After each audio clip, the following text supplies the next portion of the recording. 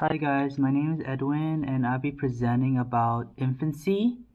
So infancy is a very important part of our human development because babies needs to be nurtured and taking care of our family and parents, and they are very fragile individuals, so we need to take care of them. So what I did was I did an interview with a couple of people, a couple of my friends, and I make them answer five important questions about infancy. So one will be, do your infants experience emotion and when? Number two question is, what role should you play for the infant's social development? Number three is, what sort of mental life do infants have? And four, how to get your babies to sleep through the night? And the five is, what is the most single thing you can do for the baby, for my baby, for your baby? Yeah. So the first person I interviewed was my friend Jed. He's a photographer, so he explained some important part of his experience when he had a baby. When he had a baby, so he said that yes, immediately after birth, they will normally cry instantly. They will cry whenever uncomfortable, hunger, or even just if they want to be carried. And then his other second question is, speak to your child often, reading them to them or just talking to them casually later when they are around 4 years old. Speak to them without babies talk terms and accent. I believe it's the way to wean them off of the baby's accent. And three, infant cannot communicate too well, so they will just cry. I would say it is simple type of mental living around the age, simple to adults, perhaps more complex for the infant if it is their only way to communicate at their stage. Personally, it was tough. Parents need to be established a routine every night and follow through every night in order for their baby to learn when is the time to sleep. Dim lights, soft music, and feeling a little before bed could work. I say could because all babies are different. Some babies learn to sleep through the night by age 2, and some even past age 4 cannot sleep straight through the night. It takes practice and consistency. And then the most single important thing about raising our child is be present. Nothing else replaces being present. People may be stressed, and that is normal, but being a parent is the most rewarding thing ever. So that was Jed's line, very motivating to me. So the next slide is with my friend Nick. So I interview all have different opinions, and then Daniel said the son experience during nap times when he's frustrated. Mariana put mental life that is infant binding one and child hears can negatively affect their mentality. Oh, that's definitely true. And the next person I'll be presenting will be Nick. Nick just had a child recently, so he's 2 years old. So this is a perfect candidate for this interview.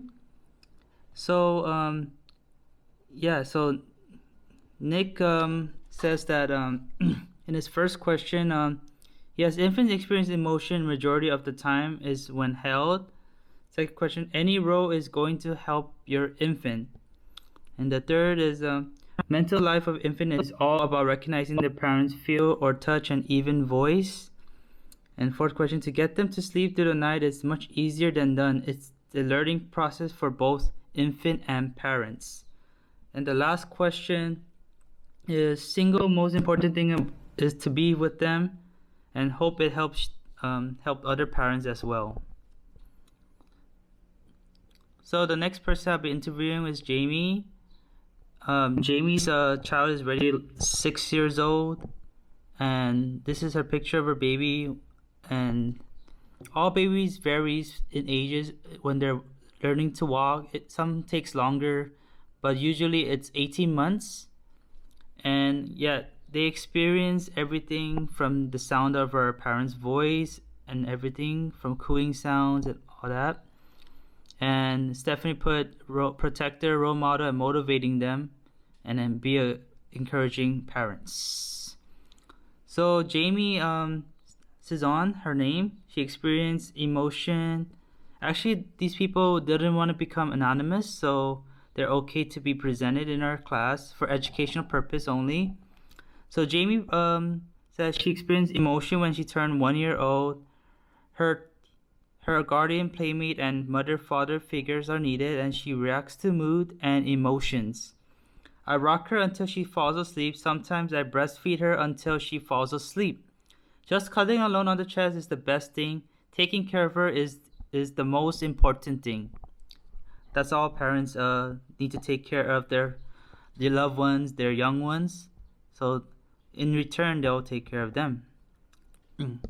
So the last person I interviewed was Alma. So Alma used to be my coworker before, and I interviewed her. She agreed, and their statistics. This number might be higher. So it's showing 4,000 births each year from baby's first test, but that number might be a little bit higher than the statistics itself because prefer it was outdated. Yeah, and then she said, according to her niece experience, when she was 6 months, she could see my dogs barking and she's scared and cries. Giving them all the love and playing with them. Infants will know that if you're happy, they're happy, and if sad, they will look at you. Infants can sense your expression in how you look up to them. To play with them and feed them and singing a song to them. To talk to your baby so she can learn to respond and she can have knowledge of learning to communicate with you and to play with you. That was Alma's response. And then this is some activities I put in. So play with your child, finger puppets, singing nursery rhymes, and playing peekaboo. But of course, there's different activities you can do, like Play-Dohs and something non-toxic materials, and also you can put like plastic bag with some art in it, so it'll be interesting for them to play with. And this is my reference, and special thanks to Gerald, Mariana, Stephanie, Nicholas, Jed, Jamie, and Alma. Thank you very much, guys, for listening, and I'll see you on the next one.